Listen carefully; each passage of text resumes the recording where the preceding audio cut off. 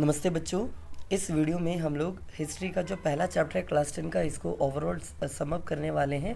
Video में भी थोड़ा लेंथी हो सकता है, लेकिन पूरा चैप्टर कवर करें, क्या क्या इंपॉर्टेंट है, सारा चीज़ों को आपको बताते जा रहे हैं। ये एग्ज़ाम से पहले आपके लिए बहुत ही बेनिफिशियल रहेगा। तो ज़रा दिखते चलिए, सुनते चलिए और समझने की कोशिश कीजिएगा। ओके, तो सबसे पहला चीज़ जो आपको यहाँ पढ़ना है वो आपको देख पा रहे हैं यहाँ पर फ्रेडरिक सोराक्यू के बारे में। ये कंफर्म आपसे पूछा जाएगा कि इनका सपना क्या था। तो यहाँ पर लिखा हुआ इनका ड्रीम क्या था कि democratic and social republic country बनाना चाहते थे। इन्होंने 4 पेंटिंग, एक सीरीज और 4 पेंटिंग बनाया था, जिसमें से पहला प्रिंट आपको यहाँ पर दिया गया है। ये जो ऊपर आप देख पा रहे हैं यहाँ पर, ये पहला प्रिंट है इनका। इस तरह 4 इन्होंने बनाया था। और साथ ही साथ इनका अगर आपसे कोई पूछ दे कि इनका क्या कहते हैं कि एक था ड्रीम और एक था इनका विजन, तो यहाँ पर पड़ेगा इनका विजन दिया गया, that is called utopian vision कहा गया। ओके, तो ये कुछ चीज़ें आपको यहाँ पर पहले पढ़ना है, मतलब फ्रेडरिक सोराक्यू के बारे में पढ़ना है। और भी कुछ चीज़ें जैसे कि सीधा पूछ देगा कि इस तस्वीर में क्या क्या दिखाया गया, दर्शाया गया। तो आप यहाँ पर देख पा रहे हैं क्या क्या इस तस्वीर में दिखाया गया है। सबसे पहला तो यहाँ पर एक स्टैचू ऑफ लिबर्टी दिखाया गया है और जर्मनी का फ्लैग, फ्रांस का फ्लैग, अलग अलग देश जो है अपना झंडा लेके आगे की ओर बढ़ रहे हैं, मतलब आज़ादी को ले रहे हैं। ओके, आज़ादी ले रही है। यहाँ पर एक लॉन्ग मार्च आप देख पा रहे हो, इस तरह एक लॉन्ग जर्नी दिखाया जा रहा है। लोग अपनी आज़ादी के लिए लड़ते हुए। साथ ही साथ अगर आप ऊपर की ओर देखिएगा तो यहाँ पर आसमान में जीसस क्राइस्ट और उनके जो सेंट्स हैं, मतलब जो भी है डिसिप्लिन्स, वो सारे हैं। और वो क्या दे रहे हैं, वो उनको आशीर्वाद दे रहे हैं। नीचे जो लोग हैं बिना भेदभाव किए लोगों को आशीर्वाद दे रहे हैं, ऐसा दर्शाया गया है। और एक और चीज़ आप यहाँ पर देख सकते हैं, जो नीचे की तरफ आप यहाँ पर दिख रहे हैं ये वाला, ये क्या चीज़ को दर्शाया जा रहा है कि जो एब्सोल्यूट पावर है, जो मोनार्की नाम का जो पावर होता है, किंग के पास एब्सोल्यूट पावर, अनलिमिटेड पावर, इसको यहाँ पर लोग कुचलते हुए आगे बढ़ रहे हैं, ये चीज़ को दर्शाया गया। ओके, और एक और चीज़ है तस्वीर में जो आपको याद रखने लायक चीज़ है वो ये रहा। अगेन जो स्टैचू ऑफ यूनिटी था आपका, उनके हाथ में ज़रा दिखिएगा, एक में declaration of right of man, मतलब कॉन्स्टिट्यूशन के बारे में बोला गया है। और एक आपके हाथ में जो है उसको हम लोग कहते हैं एक लिबरल होप, मतलब एक लैम्प दर्शाया गया है, जो कि एनलाइटमेंट को दर्शाया जा रही है, टॉर्चों के। तो इतना चीज़ आपको इस तस्वीर से याद करके जाना है। आगे की ओर बढ़ रहे हैं, देखते हैं, एक मिनट। तो आप अब ये भी पढ़ लीजिएगा कि एब्सोल्यूट पावर क्या होता है। यहाँ पर लिखा हुआ है एब्सोल्यूटिज्म क्या होता है, यूटोपियन विजन क्या होता है, एक बार ये ज़रा देख लीजिएगा। ओके, आगे बढ़ रहे हैं नेक्स्ट पेज की ओर। यहाँ पर फिर से उसी डायग्राम को एक्सप्लेन किया गया, जैसे कि ये जो फ्लैग है यहाँ दिखाते हैं आपको एक मिनट। ये रहा जो फ्लैग था, ये क्या चीज़ को रिप्रेजेंट करता था, लिबरल होप्स को रिप्रेजेंट करता था। देन यहाँ पर ये भी बोला जो क्राइस्ट, सेंट, एंजल्स, ये सब था, ये सब क्या चीज़ को दर्शाते हैं, तो ये सिम्बलाइजेस फ्रैटर्निटी को दर्शाते हैं। तो ये प्लीज़ आप ये डायग्राम पढ़ लीजिएगा और फ्रेडरिक सोराक्यू के बारे में पढ़ लीजिएगा, बस ये इंपॉर्टेंट था। नेक्स्ट आगे की ओर अगर बढ़ते हैं, देन यहाँ पर आपको कुछ वर्ड्स पढ़ना है कि नेशन स्टेट और नेशन में डिफरेंस क्या होता है, आपको ये भी पढ़ना है यहाँ पर। तो ये नेशन स्टेट क्या होता है आपको ये जानना है। देन प्लेबिसाइड के बारे में पढ़ लीजिएगा, यहाँ पर उसका डेफिनेशन दिया गया है। प्लेबिसाइड क्या होता है, एक तरह का वोटिंग सिस्टम होता है जिसमें डायरेक्टली लोगों से पूछा जाता है कि एस और नो। ओके, तो ये चीज़ें हैं। आगे बढ़ रही हैं, वेरी इंपॉर्टेंट पेज है। यहाँ पर आपको पढ़ना है फ्रेंच रेवोल्यूशन के इम्पैक्ट के बारे में, कि फ्रेंच रेवोल्यूशन के बाद जब राजा को हटाया गया था तो यहाँ पर क्या क्या चेंजेस हुआ, तो आप पढ़ लीजिएगा। हम दिखाते हैं आपको, जरा एक मिनट देखिएगा। थोड़ा नीचे अगर आप आते हैं यहाँ पर, तो देखिए ये सब द आइडिया ऑफ ले पैट्रियोट, ले सिटीजन, ये यहाँ पर फेमस हुआ। साथ ही साथ यहाँ पर देखिएगा कि न्यू फ्रेंच फ्लैग को बनाया गया। देन स्टेट जनरल्स को यहाँ पर एस्टैब्लिश किया गया, नेशनल असेंबली बनाया गया। देन उसके बाद सेंट्रलाइज्ड एडमिनिस्ट्रेटिव सिस्टम बनाया गया। ओस एंड मैट्रियंस को इनको वो क्या श्रद्धांजलि दिया गया। फिर उसके बाद और भी है, इंटरनल कस्टम ड्यूटीज़ एंड ड्यूज़ को अबॉलिश किया गया। Uniform system of weight measurement को लागू किया गया। रीजनल डायलेक्ट्स बोली को डिस्करेज किया गया और फ्रेंच लैंग्वेज को पूरे देश में प्रमोट किया गया। तो इस तरह ये सारा चेंजेस था फ्रेंच रेवोल्यूशन के बाद, मतलब इम्पैक्ट्स ऑफ फ्रेंच रेवोल्यूशन। तो प्लीज़ ये पढ़ के जाइएगा। ओके, और आगे की ओर अगर आप आते हैं तो यहाँ पर एक और चीज़ आपको पढ़ने लायक था, दिखाते हैं आपको ज़रा। यहाँ पर नेक्स्ट पेज में आ रहे हैं। देन आपको ये रहा सुपर इम्पॉर्टेंट चीज़ है, ये रहा नेपोलियनिक कोड, जिसको यूनिफॉर्म सिविल कोड भी कहा जाता है। इसके तहत इन्होंने क्या क्या किया था, तो आप यहाँ पर पढ़ पा रहे हैं, ज़रा देखिएगा। पहला चीज़ ये रहा, देखिए प्रिविलेजेस बाय बर्थ जो है इसको इन्होंने एबॉलिश कर दिया। और देन राइट टू प्रॉपर्टी यहाँ पर प्रोवाइड किया गया। इक्वालिटी बिफोर लॉ प्रोवाइड किया गया।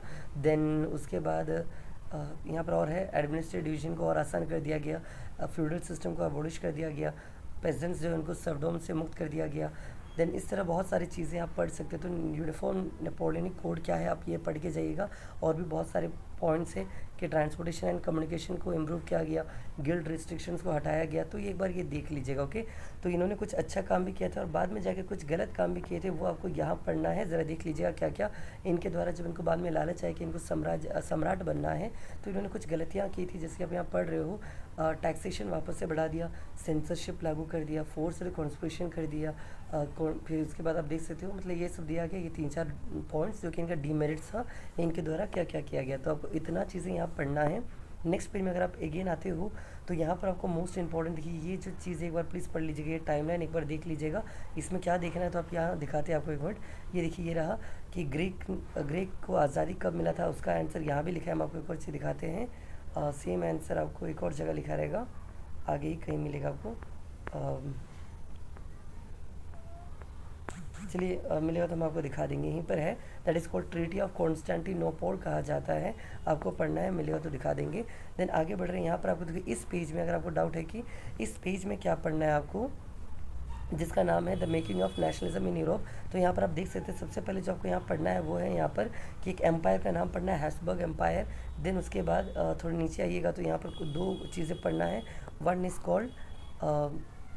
इज़ कॉल्ड गैलिशिया लैंग्वेज, जो कि आप यहाँ पर देख पा रहे हैं।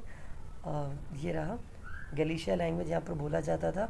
देन एक और है मग्यार लैंग्वेज, वो भी आप यहाँ पर देख पा रहे होंगे। ये रहा जस्ट इसके ऊपर, ये रहा मग्यार। तो ये 2 नाम याद रखिएगा, मग्यार देन गैलिशिया, देन एक था जो आपको बोले हैब्सबर्ग एम्पायर। तो ये सब याद रखिएगा। और एक और बात, यहाँ पर पेजेंट्स को अलग अलग जगह पर अलग अलग नाम से बुलाया जाता था, जैसे कि आप यहाँ पर देख पा रहे हैं कि बोहेमियस एंड स्लोवैक्स कहा जाता है नॉर्थ में, पेजेंट्स पीपल्स को स्लोवेन्स कहा जाता था कैरोलिनिया में, एंड रोमन्स कहा जाता था ट्रांसिल्वेनिया में। तो इस अलग अलग जगह पर इनको क्या कहा जाता था, आपको ये देखना है, ओके।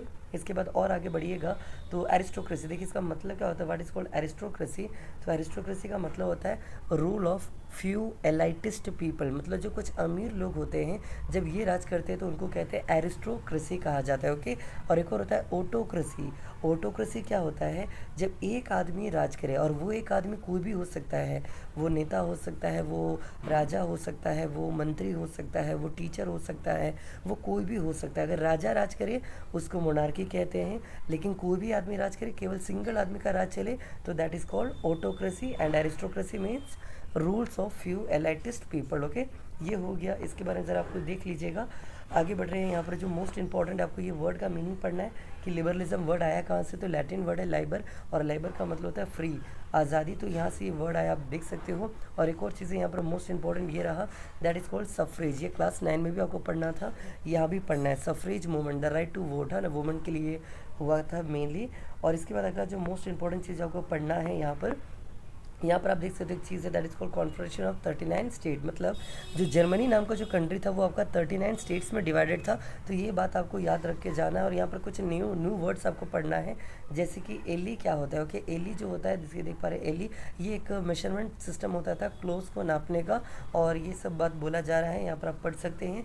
नेक्स्ट और भी कुछ नाम है, ये रहा ज़ोल्वेरिन, व्हाट इज कॉल्ड ज़ोल्वेरिन, ओके। तो it is a free trade agreement, एक फ्री ट्रेड एग्रीमेंट हुआ करता था, जो कि 39 स्टेट्स के बीचों में होता था, लेकिन पूरे स्टेट्स में पार्टिसिपेट नहीं करते थे। और ये कब की बात है, 1834 की बात है ये सारी चीज़ें। और किसके द्वारा ये शुरू किया गया था, प्रुशिया। और आज के टाइम में प्रुशिया को ही आप क्या कहते हो, जर्मनी कहते हो। तो ये कुछ चीज़ें आपको याद रखना है।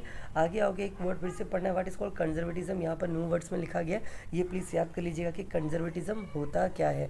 पुरानी विचारधारा को कहा जाता है कंजर्वेटिज्म, ओके। ओल्ड ट्रेडिशन पर जो लोग विश्वास रखते हैं उसको कंजर्वेटिज्म कहा जाता है। नेक्स्ट यहाँ पर आपको एक नाम याद रखना है, वो है ये रहा आपका, that is called Australian chancellor Duke Metternich. Chancellor का मतलब पीएम होता है, पीएम से थोड़ा बड़ा, ओके। तो ये जो ऑस्ट्रिया नाम का जो देश था, जो कि आपका जर्मनी से जस्ट नीचे था, यहाँ पर जो पीएम थे या जो चांसलर थे उनका नाम था ड्यूक मैटरनिक। और यहाँ पर एक मीटिंग के बारे में आपको बोला जा रहा है, जो कि कब हुआ था, देख पा रहे हैं यहाँ पर, ट्रीटी ऑफ वायाना। नेक्स्ट पेज में आपको लिखा रहेगा, दिखाते हैं एक मिनट, देखिएगा।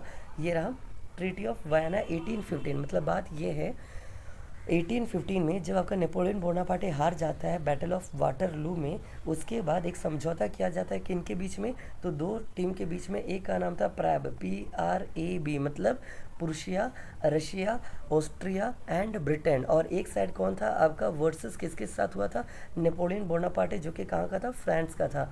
इन दोनों के बीच में समझौता होता है, यहाँ पर ये सारा लिखा हुआ पढ़ लीजिएगा, ओके। और इसी समझौता का नाम था ट्रीटी ऑफ वायाना, और इसके तहत क्या किया गया था, जो जो नेपोलियन बोनापार्टे ने काम किया था उन सबको वापस से क्या कर दिया गया, मोस्ट ऑफ द वर्क्स को अंडू कर दिया गया, ओके, हटा दिया गया। तो ये चीज़ आपको यहाँ याद रखना है। और अगर आप आगे बढ़िएगा तो जो बात हम बोले थे वापस यहाँ लिखा हुआ है, जर्मनी जो है 39 स्टेट्स में डिवाइडेड था, तो ये बात प्लीज़ याद रखिएगा। और उसके बाद आप आगे बढ़िएगा तो ये भी ये वर्ड हम आपको बता दिए, ऑटोक्रेटिक क्या होता है ये समझा दिए। ऑटोक्रेटिक या ऑटोक्रेसी का मतलब the rule of single person, और वो सिंगल पर्सन कोई भी हो सकता है। और अगर आप आगे बढ़िएगा तो नेक्स्ट चीज़ जो आपको पढ़ना है यहाँ पर वो है आपका मेन इंपॉर्टेंट एक कुछ नाम पढ़ना, जैसे ये रहा पहला ग्यूसम मजनी, इनका जन्म जिनोवा में हुआ और ये एक सीक्रेट सोसाइटी के मेंबर थे जिसका नाम था कार्बोनारी। और एक और बात, इन्होंने अपना एक ऑर्गेनाइजेशन बनाया था जिसका नाम था that is called young Europe, young Italy नाम का बनाया था पहली बार। देन उन्होंने यंग यूरोप भी बनाया था, कहाँ कहाँ बनाया था वो भी देख लीजिएगा, एक मार्सेलस में बनाया था, एक बर्लिन में बनाया था। देन उसके बाद कुछ और पढ़ना इनके बारे में आप देख लीजिए यहाँ पर। इन्हीं के बारे में ड्यूक मैटरनिक ने एक बात बोला था कि ये आदमी जो है मोस्ट डेंजरस एनिमी है सोशल ऑर्डर का, ओके। तो ये सारी चीज़ें आपको देख लेना है यहाँ पर। आगे बढ़ रहे, age of revolution very important, सीधा एग्जाम में पूछ देगा what is the difference between 80-30 revolution and 80-48 revolution. तो चलिए इसका आंसर ज़रा हम आपको बताते हैं, ओके।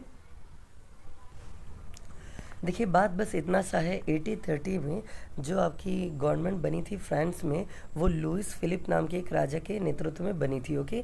बट बाद में लोगों ने क्या बोला कि अब ये कॉन्स्टिट्यूशनल मोनार्की भी नहीं चाहिए, अब हम लोग को क्या चाहिए, रिपब्लिक चाहिए। मतलब 80-30 का जो रिवोल्ट था इसमें मेनली बोला गया था, रेवोल्यूशन में बोला गया था कि जो कॉन्स्टिट्यूशनल मोनार्की उसको एस्टैब्लिश किया जाए और एब्सोल्यूट मोनार्की को हटाया जाए। और कॉन्स्टिट्यूशनल मोनार्की के तहत जो राजा बना था उनका नाम था लुइस फिलिप, जबकि 80-48 में क्या बोला गया था कि ये लुइस फिलिप भाग गया और उसके बाद बोला गया कि अब हम लोग को कॉन्स्टिट्यूशनल मोनार्की भी नहीं चाहिए और रिपब्लिक चाहिए। और अगली बात, किसने किया था 80-30 में रेवोल्यूशन और किसने किया था 80-48 में रेवोल्यूशन। तो बस इतना याद रखिएगा, 80-30 का जो रेवोल्यूशन था ये किया था वहाँ के क्या कहते हैं जो पेजेंट्स है, सॉरी हाँ मतलब एजुकेटेड जो पीपल्स है ना उनके द्वारा किया गया था कि कॉन्स्टिट्यूशनल मोनार्की एस्टैब्लिश करो बोलकर।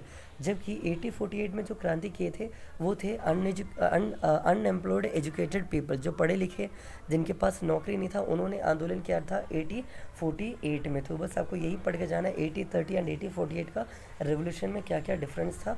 और एक और बात, 80-30 में जो रेवोल्यूशन आया था उसका स्टार्ट हुआ था जुलाई रेवोल्यूशन से। जुलाई रेवोल्यूशन में बोला गया कि राजा हटाओ, ये सब करो, ये सब कुछ बातें आप याद रख सकते हो।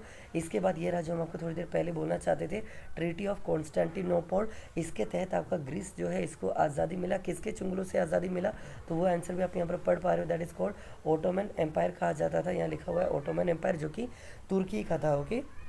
और एक और बात, एक इंग्लैंड के एक पोएट थे जिन्होंने ग्रीक की आज़ादी के लिए लड़ा, उनका नाम था आप यहाँ पर पढ़ पा रहे हो, that is called Lord Byron कहा गया, ओके। तो ये सब कुछ बातें आपको याद रखना है। और अगर आगे आप बढ़िएगा यहाँ पर तो यहाँ पर कुछ नाम पढ़ना है कि रोमांटिज्म क्या होता है एंड रैशनलिज्म क्या होता है, ओके। रोमांटिज्म एंड रैशनलिज्म, तो रोमांटिज्म जो होता है वो साइंटिफिक रीजंस के पीछे ज़्यादा जाता नहीं है। फॉर एग्जांपल हम कहेंगे कि हमको आपसे प्यार है तो बस प्यार है, इसके साइंटिफिक रीज़न के पीछे नहीं जाना। जबकि रैशनलिज्म जो विचारधारा है ये क्या कहता है, सारा चीज़ों का मतलब क्यों कैसे क्या ये सब वो लोग जानने में इंटरेस्टेड रहते हैं।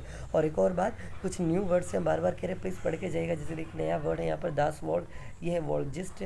और थोड़ी देर पहले आपने देखा था जैसे कि ले सिटीजन, ले पैट्रियट, एली जोल्वरिन, तो ये सब न्यू वर्ड्स प्लीज़ पढ़ के जाइएगा। और एक और नाम यहाँ पर दिया गया, एक जर्मन फिलोसोफर का नाम है जुनैन गॉट्रिफ, इनका नाम भी ज़रा देख के जाइएगा, इनका ये स्टोरी पढ़ के जाइएगा, ओके।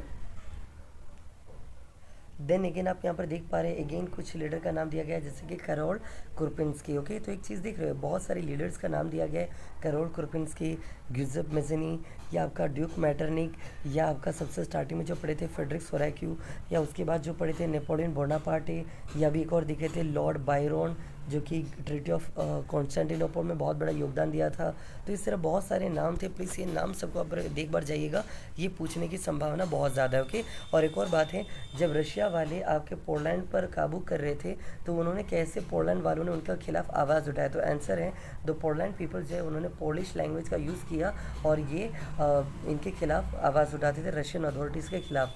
और फिर भी जब ये बात नहीं मानेंगे तो रशियन अथॉरिटीज़ क्या करते थे, इन सबको उठा के जेल में डाल देते थे, जो कि सर्बिया में होता था। तो ये सब पढ़ पा रहे हैं, यहाँ पर लिखा गया है। ओके, और ये लास्ट लाइन सबसे इंपॉर्टेंट है, ज़रा देखिए कौन सा लास्ट लाइन, ये वाला देखिए, ये रहा आपका last line. The use of Polish language can be seen as the symbol of struggle against Russian dominance. तो ये सब प्लीज़ आप पढ़ के जाइएगा। और अगर आगे आप बढ़ते हैं, यहाँ पर जो कुछ कहानी, जो ये भी हम आपको नाम बोले थे, लुइस फिलिप, जो कि यहाँ पर किंग बने थे 1830 के दौरान। तो ये सब ज़रा देख लीजिएगा। इसके बाद आप यहाँ पर अगर देखते हैं, यहाँ पर एक और आपको इंसिडेंट पढ़ना है, that is called Cilician weaver crisis. Okay, Cilicia नाम की एक जगह था, वहाँ पर वीवर्स के साथ कुछ दिक्कत हुआ था 1845 में। वो दिक्कत आपको पढ़ना है, जिसकी दिक्कत क्या था ज़रा देखिएगा। यहाँ पर लिखा हुआ है कि ये रिवोल्ट किए थे अपने कॉन्ट्रैक्टर के खिलाफ, क्योंकि इनका पेमेंट घटा दिया गया था और और होता है वर्किंग टाइम बढ़ा दिया गया था, ये सब था। और यहाँ भी एक लीडर का नाम दिया गया विल्हेम वॉल्फ। तो ये सब देख पा रहे हो, और इसी स्टोरी को एक्सप्लेन करके यहाँ लिखा गया, ये पढ़ने की ज़रूरत नहीं है। ओके, आगे ज़रा बढ़ रहे हैं। नेक्स्ट पेज में अगर आप आते हैं यहाँ पर अगेन, तो फिर से वही सारे स्टोरीज़ हैं जो हम बोले थे कि याद कीजिए 1848 का रेवोल्यूशन किसने किया था? एजुकेटेड मिडिल क्लास पीपल ने किया था, जिनको जॉब्स नहीं मिल रहे थे उन्होंने किया था। और इन्होंने यहाँ क्या चीज़ का डिमांड किया था? दैट इज़ कॉल्ड रिपब्लिक बनाने का डिमांड किया था, और यूनिवर्सल वोटिंग राइट का डिमांड किया गया था, लिबरल व्यू पॉइंट का डिमांड किया गया था। तो ये डिमांड्स इनके हैं, आप यहाँ पढ़ सकते हो। ओके, और आगे बढ़िएगा तो यहाँ पर एक ईयर आपको याद रखना, ये रहा 18 मई 1848। यहाँ पर 831 इलेक्टेड रिप्रेजेंटेटिव थे, जिन्होंने फ्रैंकफर्ट असेंबली, फ्रैंकफर्ट एक जगह का नाम है जो कि जर्मनी में है, वहीं पर एक चर्च था, चर्च ऑफ सेंट पॉल्स। इसके ऑडिटोरियम में एक मीटिंग बुलाया गया था, और उसी मीटिंग के लीडर थे आपके प्रुशिया के किंग, जिसका नाम था फ्रेडरिक विलियम IV। तो ये सब लिखा हुआ है, ज़रा पढ़ लीजिएगा। और यहाँ पर इन्होंने बात क्या हुआ था, बोला गया 831 लीडर्स ने बोला कि अब से कॉन्स्टिट्यूशनल मोनार्की लागू किया जाए, एब्सोल्यूट मोनार्की हटा दिया जाए। बट ये जो किंग थे, इन्होंने इसका विद्रोह किया, और ये सब कहानी आप लोग यहाँ पढ़ सकते हैं, और यही सब था। देन उसके बाद एक ये वर्ड पढ़ लीजिएगा, फेमिनिस्ट क्या होता है, फेमिनिस्ट आइडियोलॉजीज क्या होता है। जब वुमेन्स इक्वालिटी की बात करते हो, उनके राइट्स के बारे में बात करते हो, that is called feminism. Okay, और आगे बढ़े हुए आप यहाँ पर अगर आते हैं तो यहाँ पर उतना खास हमको कुछ दिख नहीं रहा है, मतलब कुछ है नहीं। ओके, नेक्स्ट पेज में अगेन आ रहे हैं। यहाँ पर अगर आप आते हैं, हेडिंग का नाम जैसे देख पा रहे हैं, making of Germany and Italy. ज़रा प्लीज़ सुनिएगा, यहाँ पर हम एक 2 वर्ड बताना चाहेंगे, 2 टॉपिक्स बोलना चाहेंगे जो कंफर्म आएगा। 2 छोड़िए, 2-3 टॉपिक बताते हो। ओके, सबसे पहले आपको जो पूछेगा वो है आपका जर्मनी यूनिफिकेशन। ओके, कि जर्मनी कैसे एक हुआ, आपको ये पढ़ना है। मतलब ये पूरे पेज में अगर आप देखिएगा, इस पूरे पेज में आपको यही पढ़ना है कि कैसे जर्मनी एक हुआ। और एक और बात, यहाँ भी एक न्यू वर्ड है जिसे पढ़ से जंकर क्या होता है, आपको ये पढ़ के जाना है। और नीचे आते तो आप यहाँ पर देख लीजिएगा, यहाँ पर कुछ बातें बोला गया है कि 3 वार चला था 7 ईयर के पीरियड के बीच में। किस किस के बीच में था, आप यहाँ पर पढ़ पा रहे, प्रूशियन आर्मी और कौन कौन था, क्या था। तो ये सब आपको पढ़ के जाना है। और उसके बाद यहाँ पर एक जगह था, एक जिस तरह भी आपने पढ़ा कि ऑस्ट्रिया के PM या चांसलर का नाम था ड्यूक मैटरनिक, उसी तरह जो आपका ये जगह है दैट इज़ कॉल्ड जर्मनी का जो मिनिस्टर था उनका नाम था ऑटो वॉन बिस्मार्क। और यहाँ पर एक मीटिंग बुलाया गया था, that is called hall of mirrors कहा जाता था, पैलेस ऑफ वर्सेलिस के अंदर। तो ये सब स्टोरी से आप पढ़ सकते हैं, यहाँ पर देखने लायक था। और उसके बाद लेकिन उससे भी ज़्यादा इंपॉर्टेंट आपका ये है, that is called Italian unification की इटली कैसे हुआ, आपको ये स्टोरी पढ़ना है। जैसे यहाँ पर कुछ बातें दिखिएगा, हम दिखाते हैं आपको कि देखिए ये रहा, इटली जो है 7 प्रिंसली स्टेट में डिवाइडेड था, उनमें से एक ही आज़ाद था जिसका नाम था सरडिनिया पाइडमाउंट। और यहाँ के किंग का नाम था, आप देख पा रहे that is called Victor Emmanuel II, लिखा होगा यहाँ पर। देखिए ये रहा किंग विक्टर इमैनुअल II। और देन उसका यूसुफ मजनी का बहुत बड़ा रोल था, ये सब बोला गया है। देन एक और CM थे यहाँ पर जिनका नाम था काउंट केवर, तो इनका ये बहुत बड़ा रोल था। ना ये रेवोल्यूशनरी थे, ना ये डेमोक्रेटिक थे, ये बस एक नेता थे, हाँ, जो भी थे आपको याद रखना है, स्टेटमेंट थे, ये सब बातें हैं। देन उसके बाद आप आगे बढ़ सकते हैं। यहाँ पर एक वर्ड एक और याद रखिएगा, जो साउथ इटली में रहने वाले लोग थे उन्होंने कभी इटालिया के बारे में नहीं सुना था, और इनको लगता था कि इटालिया जो कि ला टालिया होता है, ये कौन है, किंग विक्टर इमैनुअल की वाइफ है, ऐसा इन लोग को लगता था। तो ये कुछ बातें जो आप लोग याद कर सकते हो। और नीचे अगर आते हो तो और एक और बात देखिए, यहाँ पर एक और चीज़ है, आपने कहीं पढ़ा होगा फ्रेंच डायनेस्टी जो था फ्रेंच एम्पायर में, बोरबॉन डायनेस्टी। उसी तरह यहाँ पर बोला गया स्पेनिश एम्पायर भी था, उसके डायनेस्टी का नाम भी क्या है, बोरबॉन डायनेस्टी, ये भी आप याद रख सकते हो। और एक और नाम ये रहा यूसुफ गैरिबाल्डी। ओके, तो ये थे जो साउथ इटली को जीते थे। तो ये सब कुछ बातें आप लोग याद रखिएगा। नेक्स्ट पेज में अगर आप आते हैं, यहाँ पर देख लीजिएगा, लास्ट स्टोरी एक और है, one of the last topic कि ब्रिटेन में एक चीज़ हुआ था जिसको हम लोग कहते हैं act of union, very important, ये कंफर्म आएगा, ये पढ़ लीजिए। ये रहा एक्ट ऑफ यूनियन, कब की बात है, ये 1707 की बात है। इसके तहत इंग्लैंड और स्कॉटलैंड को एक किया गया था और एक नया नाम दिया गया था जिसका नाम है United kingdom of great Britain. Okay, और अगर आगे बढ़िएगा तो बाद में जाके इसमें और भी कंट्रीज होता है ना शामिल हो गया, जैसे कि वाइन्स सॉरी मतलब वेल्स और उसके साथ नॉर्थर्न आयरलैंड, ये सब हो गया। यही स्टोरी आपको यहाँ भी पढ़ना है। एक उससे पहले एक और चीज़ ज़रा ये पैराग्राफ पढ़ लीजिएगा। ओके, कि स्कॉटलैंड के जो हाईलैंड्स में रहने वाले लोग थे उनका लैंग्वेज का नाम था गैलिक लैंग्वेज, और इनको इनका लैंग्वेज बोलने से और इनका जो नेशनल ड्रेस है जो है ये सब बोलने से इनको मना किया गया था इंग्लैंड के द्वारा। मतलब पहले भाई भाई कह के इन्होंने एक कर लिया और बाद में इनके साथ अत्याचार हुआ, ये आपको यहाँ पढ़ना है। और इसी तरह सेम किस्मत एक और के साथ गुजरा, वो था आपका कौन, तो that is called the Ireland. Ireland के साथ भी सेम सिमिलर फेट था, सिमिलर किस्मत था। यहाँ भी ये जो आयरलैंड है दो हिस्से में बटा हुआ था, कैथोलिक्स एंड प्रोटेस्टेंट। कैथोलिक्स मतलब पुरानी विचारधारा और प्रोटेस्टेंट मतलब नई विचारधारा। और जो आपके नॉर्थर्न आयरलैंड वाले लोग हैं ये आपकी नई विचारधारा है, जबकि सदर्न आयरलैंड जो है ये पुरानी विचारधारा है। सॉरी उल्टा बोला आई गेस। तो जो सदर्न आयरलैंड था वो चाहते थे कि इसमें इंग्लैंड में शामिल हो जाए, लेकिन जो नॉर्थर्न आयरलैंड था वो शामिल होना नहीं चाहते थे, और इस तरह नॉर्थ आयरलैंड अलग हो गया और साउथ आयरलैंड इनके साथ मिक्स हो गया। तो ये सब कुछ स्टोरीज़ है, आप पढ़ सकते हो, यहाँ पर ये सब लिखा हुआ है। एंड ये भी प्लीज़ याद रखिएगा कि जो न्यू ब्रिटेन था उनका आपका नेशनल फ्लैग का नाम क्या है, तो यूनियन जैक कहा जाता है। उनका नेशनल एंथम का नाम क्या है ये याद रखिएगा। और एक वर्ड है एथनिक वर्ड, इसका मतलब क्या होता है, similar group, similar culture, similar चीज़ से जब बिलोंग करते हो तो उसको एथनिक्स कहा जाता है, ये भी आप याद रखिएगा। नेक्स्ट चीज़ आप यहाँ पर पढ़ सकते हैं, that is called the visualising nation. यहाँ पर आपको दो वर्ड्स पढ़ना है। सबसे पहला एलिगरी क्या होता है, और इसी को आपके बॉक्स में भी बना के दिया गया है, ज़रा दिखाते हैं। ये रहा एलिगरी, इसको बॉक्स में बना के यहाँ ज़रा देखिएगा, ये रहा दिया गया what is called allegory. Okay, तो ये चीज़ आपको जान लो, यहाँ पढ़ लीजिए, लिखा हुआ है। और कुछ बातें यहाँ पर आपको पढ़ना था, जैसे कि ये देखिएगा, ये जो फ्रांस है, इन्होंने जिस तरह भारत को भारत माता कहा जाता है, फ्रांस ने अपने आप को एक नया नाम दिया मरियाना। मरियाना जो एक क्रिश्चियन नेम है जिसका मीनिंग होता है people's nation, idea of people's nation. Okay, और ये क्या चीज़ को दर्शाता है, लिबर्टी को दर्शाता है, ये सब बोला गया है। और ये जो फ्रेंच का फ्लैग है वो क्या क्या चीज़ को रिप्रेजेंट करता है, रेड कैप, ट्राई कलर, कॉकयार्ड, ये सब वहाँ की आज़ादी को रिप्रेजेंट करता है। ओके, और एक और नाम आपको दिया गया वो है आपका जर्मनी के बारे में। जर्मनी जो है अपना नाम दिया है जर्मनिया, और जर्मनिया का जो सर है आप यहाँ पर देख पा रहे हैं, सर पर ये क्या पहनी है, यहाँ पर कुछ चीज़ें पहनी जिसको ऑक लिव्स कहते हैं, यहाँ पर देख सकते हो ऑक लिव्स। और ये ऑक लिव्स क्या चीज़ को रिप्रेजेंट करता है, तो आंसर है हीरोइज्म को रिप्रेजेंट करता है। और नेक्स्ट पेज अगर आप आइएगा, ये कंफर्म आपसे ये बॉक्स आएगा, हम लिख के दे रहे हैं, very very very very important. Okay, तो प्लीज़ ये बॉक्स ज़रा पढ़ लीजिएगा। इसमें पढ़ना क्या है कि ब्रोकन चेन्स क्या चीज़ को रिप्रेजेंट कर रहा है, ब्रोकन चेन क्या चीज़ को रिप्रेजेंट कर रहा है, स्वाड क्या चीज़ को रिप्रेजेंट कर रहा है, रे ऑफ सनराइज क्या चीज़, तो ये सब पढ़ लीजिएगा, आपसे ये बॉक्स कंफर्म आएगा। नेक्स्ट और आगे अगर आप बढ़िएगा तो सबसे लास्ट टॉपिक इस चैप्टर की ओर बढ़ रहे हैं, और वो है आपका ये देख पा रहे हो, that is called nationalism and imperialism. देखिए नेशनलिज्म का मतलब होता है द फीलिंग ऑफ वननेस, जबकि इम्परलिज्म का मतलब होता है साम्राज्यवाद। जब आप स्ट्रॉन्ग कंट्री हो और आप चाहते हो कि आपका जो पड़ोसी कंट्री है, वीक कंट्री, आप उसको हरा के उसको जीतने की जब सोचते हो, दैट इज़ कॉल्ड इम्परलिज्म, या तो साम्राज्यवाद कहा जाता है। तो यहाँ पर आपको एक स्टोरी पढ़ना है, दैट इज कॉल्ड बैल्कन क्राइसिस कहा जाता है। बैल्कन क्या था बेसिकली, यहाँ पर देखिए इसका डेफिनेशन भी दिया गया बैल्कन्स के बारे में। तो बैल्कन्स एक रीजन था, एक इलाका था जो कि यूरोपियन कंट्री के ईस्टर्न साइड का प्लेसेस था, जहाँ पर बहुत सारे छोटे छोटे कंट्रीज थे, जैसे आप पढ़ पा रहे हैं यहाँ पर बहुत सारा नाम लिखा हुआ है। तो ये सारे कंट्री इनके पार्ट्स थे, और इन सबको मिला के हम लोग क्या कहते थे, स्लैब्स या तो स्लैविक कंट्री कहा जाता था। ओके, और यहाँ पर एक टाइम पे ओटोमन एम्पायर का राज चलता था, ये था वो था, इस तरह लिखा हुआ है, आप ये सब पढ़ सकते हो। बैल्कन में दिक्कत क्या था सब लिखा हुआ है।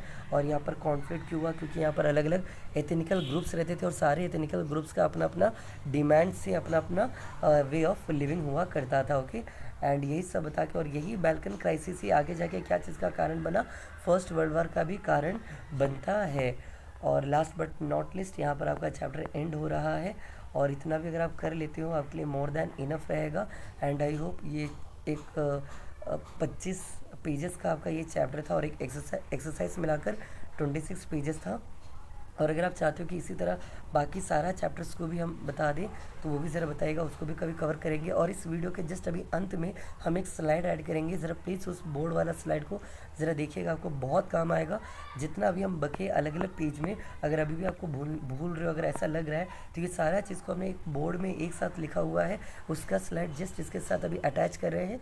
बस आप वो देख लीजिए, आपके लिए ये मोर देन इनफ रहेगा ये पूरा चैप्टर, और उसी में आप समझ जाएगा कि क्या पढ़ना है क्या नहीं पढ़ना। ओके, बट एटलीस्ट हम फिर से एक बार कहना चाहेंगे लास्ट, बट ये छोड़ी बस इतना काफ़ी। ओके, तो थैंक यू। स्लाइड को ऐड कर देंगे, ज़रा देख लीजिएगा, और अगर आपको अच्छा लगे तो कमेंट कीजिएगा, बाकी चैप्टर्स का भी डाल देंगे। Okay, thank you.